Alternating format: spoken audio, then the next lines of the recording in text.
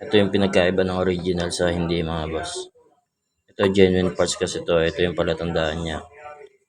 Tsaka yung kulay. Kasi ito may parts. Parts talaga siya. Part number. Tapos yung screen niya, kung makikita mo. Ang pino ng screen. Para mo dito, ayun o.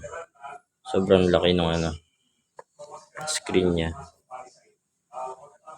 Tapos wala rin siyang bracket dito. Hindi katulad dito, may bracket. Tapos yung screen niya, wala rin parts number. Parts number niya hindi ganun ka hindi legit.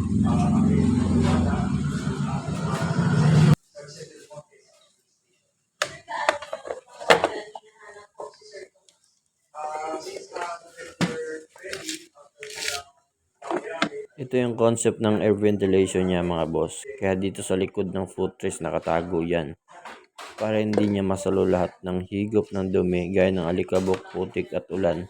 Tsaka tilamsik ng putik. Tapos dadaan siya sa filter para masala lahat ng dumi. Tapos daan dito sa plastic tube. Tagos sa ram air papasok sa throttle body.